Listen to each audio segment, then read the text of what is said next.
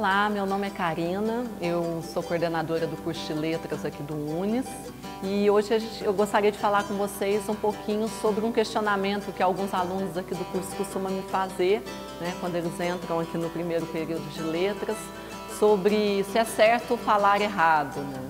Bom, a primeira coisa que a gente tem que pensar quando vem essa discussão à tona é sobre essa dicotomia do que é certo e do que é errado.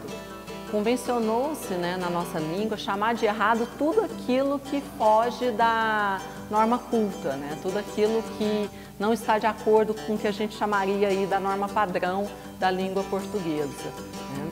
E a norma culta, a norma padrão, que é algo muito institucionalizado aí pelas gramáticas, a gente tem que entender que isso é só uma abordagem da língua. Gramática não é língua, né? Gramática, ela é um olhar que se faz sobre a língua.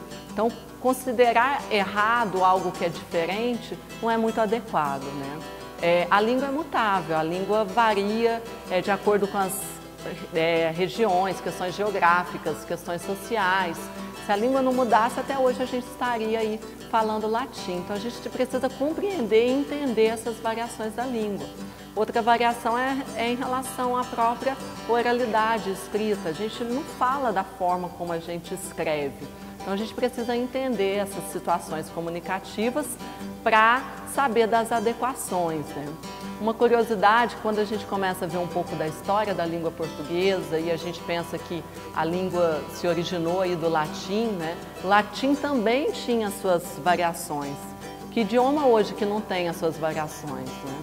Então o latim, ele tinha o latim clássico, tinha o latim vulgar, né? O latim clássico era o latim dos literatos, o latim escrito, gramaticalizado, e o latim vulgar era o latim do povo, né? E, ironicamente, o português veio do latim vulgar, que era o latim do povo.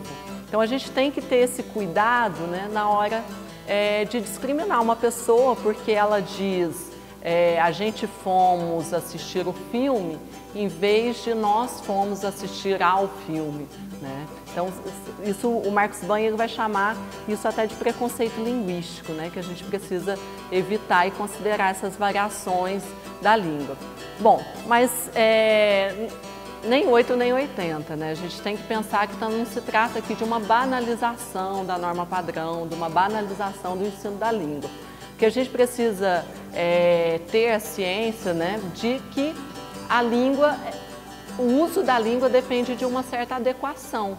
O Marcos Banha, que eu acabei de citar, ele vai falar muito disso, né? Ele vai fazer até uma certa comparação que a língua tem muito a ver com a roupa, com a forma como a gente lida com as nossas vestimentas. Se a gente considera uma roupa adequada para determinadas situações, a língua é da mesma forma. Então a gente vai se comunicar muito pensando com quem a gente está falando, onde que a gente está falando, né? Em que contexto essa comunicação ocorre.